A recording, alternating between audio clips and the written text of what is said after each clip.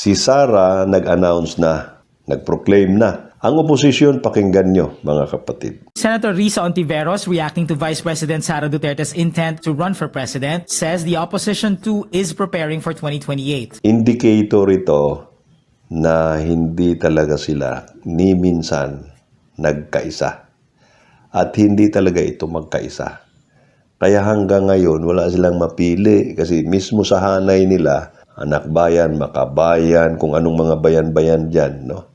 Wala silang mapagkatiwalaan, wala silang believe. Hindi nila makikita na mayroong potensyal na magiging leader ng bansa. Kaya bawat sa kanila, duda. Kaya hanggang ngayon, wala talaga silang makita. Maganda to mga kapatid kasi nakita natin ang tunay na kulay sa mga grupong ito. Maganda, di ba? Kaya ito ay brilliant at saka timely na pag-announce. Kita mo kaagad, no? Ang kahinaan nila. Actually, hindi kahinaan eh. Kaswapangan. Kaswapangan. Kasi kung hindi mga swapang ang mga ito, hindi nagkukumahog na magiging mga leader talaga, yung atat na atat, yung uhaw na uhaw.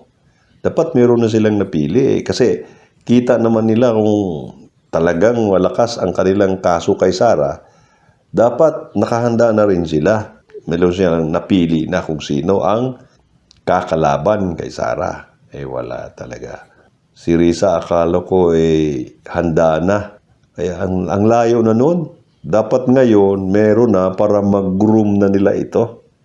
Hindi lang sa campaign period. Dito ngayon nag-groom na nila. Ang announcement ni Sarang ito ay nagsilbing parang test instrument at ma-reconfirm natin kung ano ba talaga ang pulso ng bayan. Tingin ko talaga malakas si Sara at inamin naman ito kahit ito mga oposisyon eh. Pero kailangan mas maganda ma-confirm para mas lalong lalakas siya. At tayo ang magpapalakas sa kanya. Hindi ako supporter ni Sara pero this time, suportahan ko siya. Test instrument ito upang ang mga ayaw sa kanya magdalawang isip at karamihan sa ito mga balimbing eh. Okay lang kahit balimbing mga kapatid. Kasi sa takot ng mga ito, sigurado itong lilipat. Mag-ingat lang si Sara kasi pagdating ng araw, iiwanan din siya nito. Ito rin ay magiging panukat natin kung ang ating justice system sa Pilipinas at ang ating COMELEC ay talaga bang nagtatrabaho pa ng maayos. Ang justice system ay mapagkatiwalaan pa ba natin? Kasi itong impeachment nito ngayon, dito makita kung itong ating taga-DOJ ay maasahan ba natin. Pag mayroong mga taong lumapit sa kanila at i-question ang impeachment na proceedings o ang result nito. Malakas si Sara. Malakas talaga. Pero ako, hindi pa rin ako komportable sa kanya. Kasi hindi naman talaga siya yung competent na competent. Although nakahawak siya ng isang syudad as mayor, pero sa national level kasi, sa tingin ko marami pa siyang kulang. Pero nasa atin na ito mga kapatid kung paano natin siya matulungan. Ang una talagang maitulong natin sa kanya, lalo na kayo mga supporters talaga niya. Mamili kayo ng mga magagaling, mga competent, no? Yung mga mapagkatiwalaan na hindi siya iiwanan ng mga advisors, mga analyst, mga spy. Yung spy, buhusan yun ng confidential and intelligence fund para itong mga taong gustong manira talagang ma-eliminate, O kung hindi man ma-eliminate, kahit masugpo man lang. Hindi ito vengeance, mga kapatid. Ito ay kailangan lang talagang i-apply sa kukunting tao lang ito. Hindi naman marami ito na i-influence na naman ang kaisipan ng mamamayang Pilipino at sirain si Sara. Ngayon, liban dito sa pagbuo ng grupo na ito to protect Sara.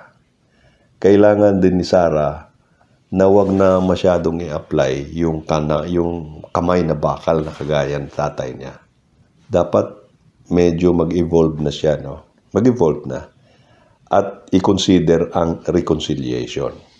Lahat ng mga tao na sa baba, no, yung mga nasa ating gobyerno, mga empleyado na nasangkot nito, patawarin na lang. Kagaya sa ginawa ni Digong noon, o hindi natin may compare ito, pero parang ganun na rin, ano. Yung mga taong sumurrender nung nagtukhang sila at nabigyan sila ng panibagong buhay. Ito naman ngayon, pasauli na lang yung pera kung magkano lang yung masauli, no? Tingnan lang talaga, dapat honest din ang pagsauli, no? Hindi yung baka mamaya kung magkano lang yung ibigay. At least makatulong to sa kaban ng bayan. Huwag nang kasuhan, mga kapatid, no? Huwag na. Reconciliation nga eh. At ito ang marami sa mga tao. At ito ang napakarami. Ngayon, dun sa mga mastermind, at kilala naman natin kung sino mga ito, pwede siguro itong habulin, pero ganun din, huwag i-apply yung kamay na bakal.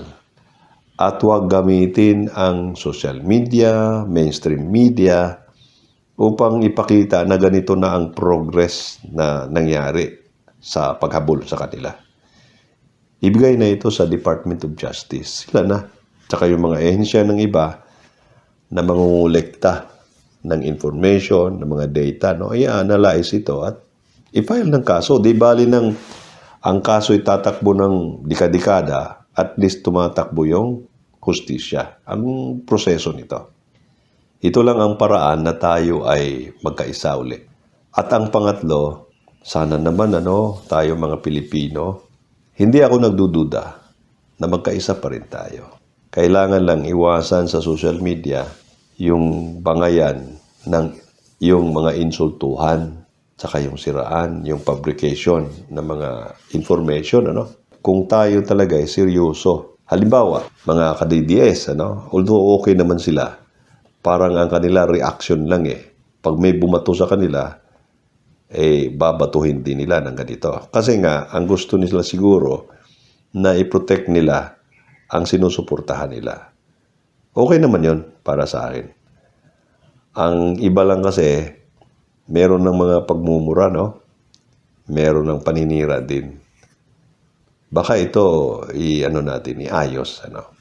Dito naman sa mga oposisyon, alam ko kung naintindihan ko ang inyong galit kay Duterte, kay Digong. Huwag nyo namang idamay si Sara. Wala namang kinalaman si Sara doon sa administration ni Digong. Kaya huwag nyong idamay ang anak dahil lang nagalit o namuhi kay Sama. Pagbigyan natin ang isang tao na meron siyang pagnanasa na i-correct ang kamalian niya. Inamin niya, di ba? At ni-risk niya ang kanyang candidacy, ang kanyang pagtakbo sa 2028 sa pag-amin nito. Pero para sa akin, ito ay humility. To accept your mistake at gawa ka na ito ng paraan, maiayos mo at pagbigyan natin, At tulungan natin, mga kapatid, kahit man lang sa pagtulong na pagbigay natin ng tama, totoong impormasyon. Huwag naman yung gawa-gawa. Marami kasi ngayon talagang nabayaran na lang, Siguro pag nanalo na si Sara, di naman kaya habulin eh. Magbago na lang siguro talaga ang ating mga narratives. Suportahan natin. Hindi para kay Sara, para sa bayang ito at sa mga henerasyong darating. Mga kapatid, wala na talaga tayo. Nasa crossroad na tayo eh. Mamimili na lang tayo. Paabante, paatras, pakakaliwa or pakanan. Mamili tayo eh. Dapat paabante. Kaya lang kung tayo, marami pa rin sa atin ang gustong hihila para tayo umatras. Maawa naman kayo sa inyong mga angkan sa mga sunod na henerasyon. Kahit yun na lang ang isipin ninyo, wag na yung iba. Kung tayo na yung pakapakanan o kaya pakaliwa, saan ang pupuntahan ito?